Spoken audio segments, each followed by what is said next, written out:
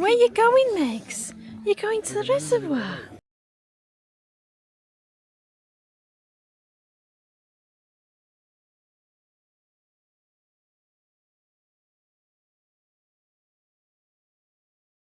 One thing I did want to see when I visited Papplewick pumping station was the underground reservoir. Now, it's quite a trek from the pumping station up to the reservoirs, but thankfully there was a handy tractor which we hitched a ride on. From the reservoirs, you can actually see down to the pumping station, as you can see in this clip, and you can see the smoke rising from the big chimney. And here's a clip of that chimney that I'm talking about, as taken from the pumping station itself. You can see the smoke at the top, and I'll give you a closer clip of it now. We had an excellent tour guide for our underground reservoir tour. Can't recall her name, but she was fabulous. I mean, look at her hat. In 1831, the cholera epidemic arrived on a tar boat that arrived into Sunderland. Because they wanted the tar, they had to offload it, so they offloaded the crew who had got cholera. They'd caught it from Eastern Europe. The cholera had spread from India in 1828, arrived in Britain 1831, arrived in Nottingham in 1832. And because of the lack of sanitation in Nottingham, cholera took hold. There were over 1,000 cases in Nottingham itself and 300 deaths. In 1832, after the epidemic had passed, there was a riot. The people rioted against Nottingham City Council and said, "We want clean water." And unlike today, Nottingham City Council actually listened and did something about it. They commissioned Thomas Hawksley to start supplying the town with clean water. He drilled a well close to the banks of the Trent into the sandstone to prove the theory that he had in his head, that you could draw clean water up from the sandstone, filter it and supply the town. In 1848, when cholera came again, not such a problem. More of the town had sanitation, and only 2 citizens of Nottingham died in that second epidemic. Thomas Hawksley didn't stop there. He's a local boy. He was born in Arnold in 1807, and he's a local boy made good. He was born to a family of drapers. He left school at 15. He went to one of the Nottingham schools, I think it was Nottingham City High School. He left school at 15, not much of an education, got apprenticed to an architect. And he thrived and thrived and thrived and learnt, and the man must have had a genius brain, because by the age of 23, he was Nottingham's chief water engineer. Wow. He didn't stop there. He started building reservoirs. He consulted with other people in building sewage systems. Nottingham had its first sewage system thanks to Thomas Hawksley, and it was only the second sewage system in the country outside of London. Wow. London sewers are still a marvel of the modern world, really. They were constructed and designed by a guy called Sir Joseph Bazalgette, another innovator of the Victorian era and a truly great man. He used Portland cement and he reformulated it, because if you get it right, Portland cement is waterproof and it lasts forever and it's really strong. If you get it wrong, game over. But he reformulated the mixture. He tested every single batch. There are ledgers with his initials on them that he tested everything for the London sewers, and they're still intact. Thomas Hawksley knew him, and he thought, aha, when I'm building my reservoirs, Portland cement, which is what he used down there. So, in 1879, because the population of Nottingham had grown and grown and grown, and the demand for water was growing and growing, the reservoirs at Kimberley and other places across Nottinghamshire could not supply enough water to Nottingham. They needed a new reservoir. 1879, they tendered out to build the reservoir here, to dig a hole, fill it with bricks, line it with bricks, cap it off, grass on top of it, and that's what they did. The reservoir was built before the pumping station, because they didn't need the pumping station at the time, because the water was coming from all over. But as the population grew, they thought, oh, we better build another pumping station. So between 1880 and 1884, which is when the pumping station engines were commissioned, that pumping station down there was built. That was designed, we think, by Thomas Hawksley, although another guy's name is on the design plans. A guy called Marriott Ogle Tarbottom. Marriott Ogle Tarbotton did oversee the works of completing the reservoir to Hawksley's design, and we're pretty sure that the guys knew each other, but we don't know if they were rivals or friends. Whether Tarbotton had kind of taken over and put his name on as many things as possible. So in 1884, those beam engines down there in that pumping station were commissioned, but it was another Hawksley's design to dig a well. He sunk a pit 200 feet down, and the pit was the width of the centre of the beam engine, so it was a massive pit to again draw water up from the sandstone that's underneath Nottingham. And it's a type of sandstone called bunter sandstone, and it carries a lot of water in it. In fact, they still get water from the bunter sandstone today, and it's not looking like it's going to run out. Sandstone gets its water obviously from the rain coming through the soil, and it's very, very pure because the sandstone actually filters it.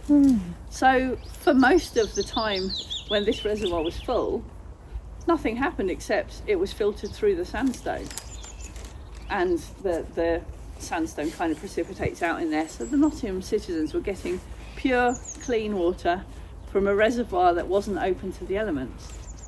No more cholera. Whenever cholera's come, because epidemics do come, whenever cholera came again, not really a problem because everyone had enough to drink. The interesting thing about cholera though is in 1832 and 1848, no one knew how it was spread. No one had discovered bacteria yet. No one really knew about waterborne diseases, and they thought it was caught from bad vapours in the air. And when Thomas Hawksley designed his filtration systems and his pumping stations and his covered reservoirs, he didn't know. But it made a difference. It made it better. I guess he must have thought, I wonder what would happen if we didn't let any of the bad air get to the water. Anyway, unless anyone's got any questions, that's enough of me yapping on about Thomas Hawksley and water. Should we go downstairs? Yeah. Where are you going, Megs? You're going to the reservoir, eh? You're going underground? Oh, you're having adventures, my sausage, aren't you? You're having lovely adventures now. We're going underground. Going underground.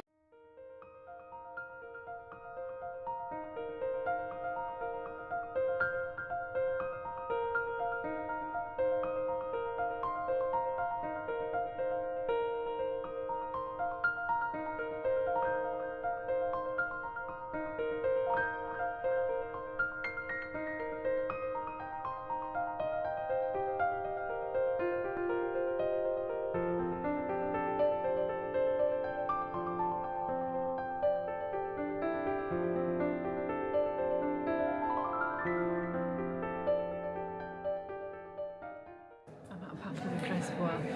We're at the underground reservoir, well, it's shut clearly because there's no water.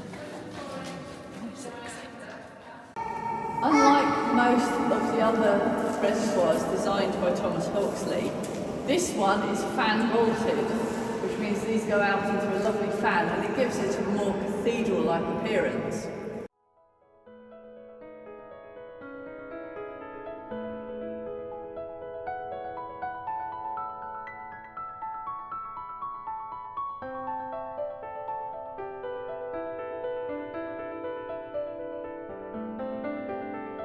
That's where the water came in, look.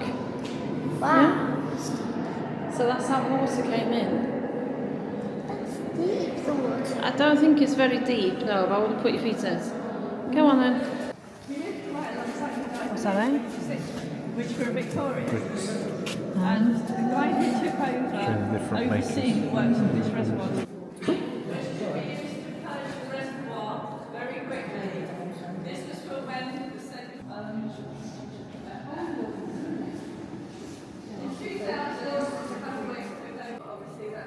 So see? So that's a big crack with LED lights in it. Big crack in history. That's a big crack in history, yeah.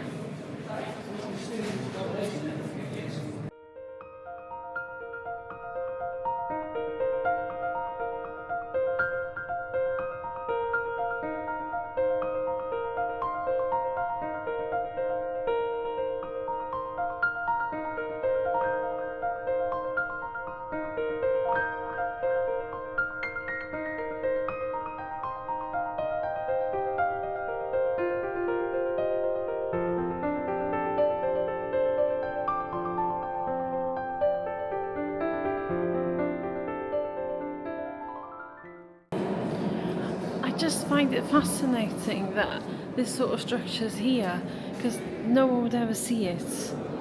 But it's like, it's just so ornate, it's fantastic, look at that. Amazing.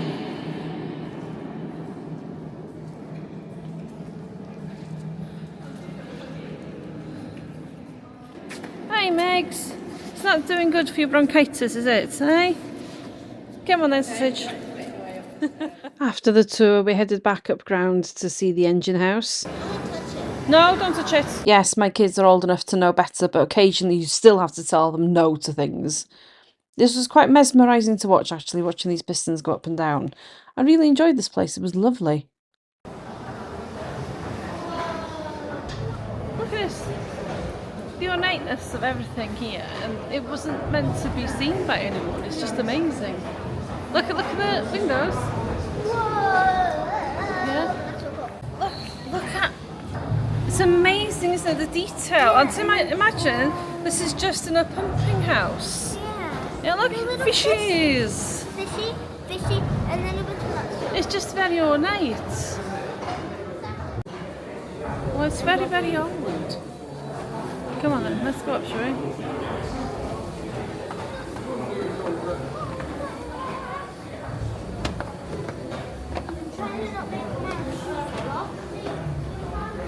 There's 3 floors now. Oh, there's 3 floors, is there? And you don't go on the 3rd floor.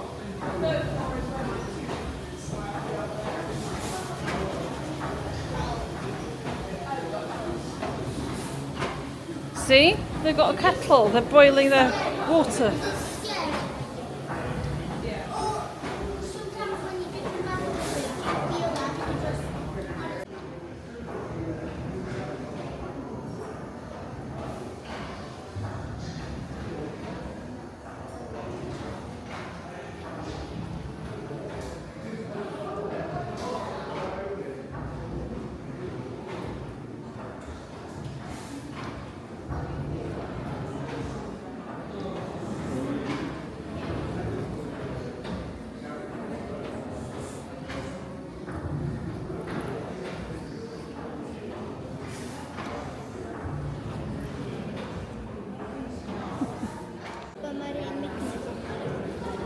Ja, så er beam sy'n gwneud y ddau ochr, ie?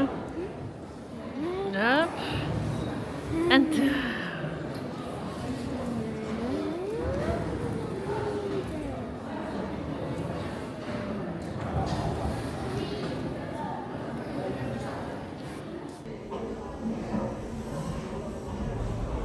Ddangos, sut mae'n gweithio wan?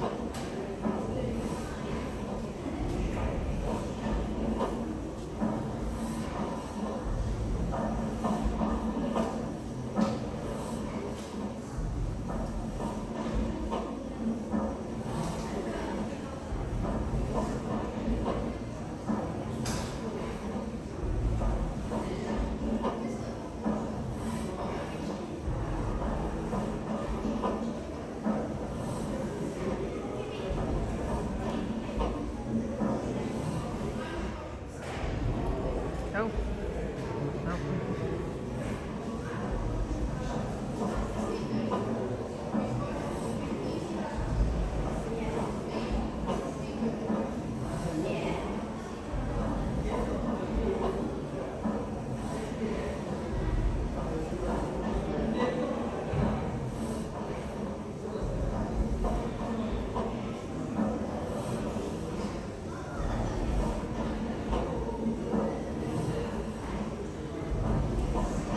Flywheel did all in.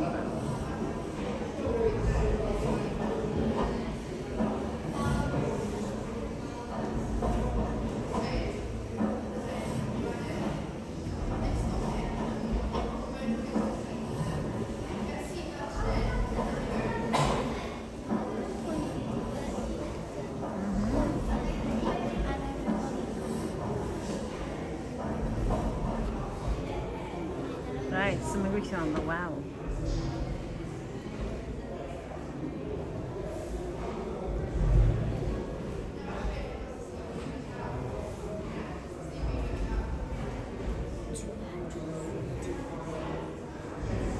So pumpio'r dŵr I fyny ma nhw, ie? Wel. So fel mae'n pwysio lawr, mae'n tynnu'r dŵr i fyny. I mewn i'r machine ac yn dod fyny mae'n bwysio. Mae'n pwysio na lawr, iawn. Wedyn, mae'r dŵr yna wedyn yn fynd i'r reservoir. A nôl pan gath hwn i fildio, y reservoir nath ni mynd lawr. I'r underground hwn, ia? Ie, mae'r un arall yn gweithio. Ia, mae'r un newydd, ia, ond di hwn i byd yn neud hwn.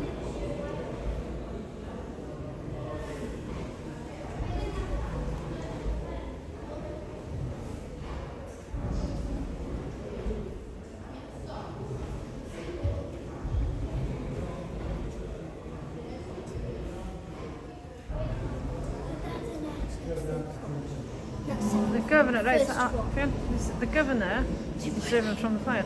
Faster the governor spins, the further out the weights move. Motion the weights causes the collar around the shaft to slide up and down. That? So, mae hwnna'n neud o...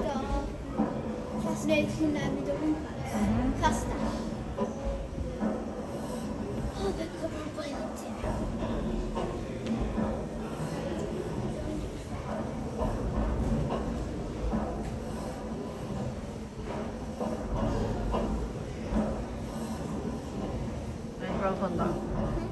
Now, the water department for Nottingham was quite an extensive network. There was a map in the Papplewick pumping station that showed all aspects of it.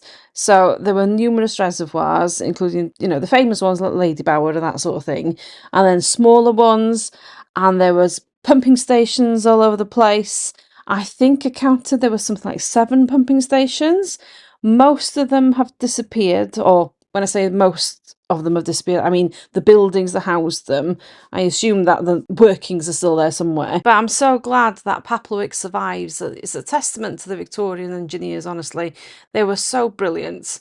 We have a lot to thank them for. But not only were they, you know, brilliant with the engineering skills and everything, they also make everything look really beautiful, because who'd have thought that a pumping station could be so lovely? Because, you know, it's just amazing. Honestly, it's so beautiful. Actually, this next board will show you all 7 pumping stations. Now, when I say pumping stations, I actually mean steam pumping stations. So as you can see, you had Trent Pumping Station, Bagthorpe, Sion Hill, Papplewick, Bestwood, Boughton and Burton Joyce. Now, I'm not sure if you caught it at the start of this clip, but it said that out of all of these 7 pumping stations, it's only Papplewick that survives as its original steam-driven pumping station. The rest of them have been electrified or converted or demolished, which is such a shame because I'm sure they would have been equally amazing.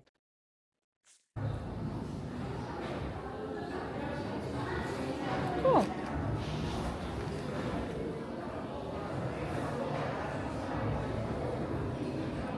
You see how they all move?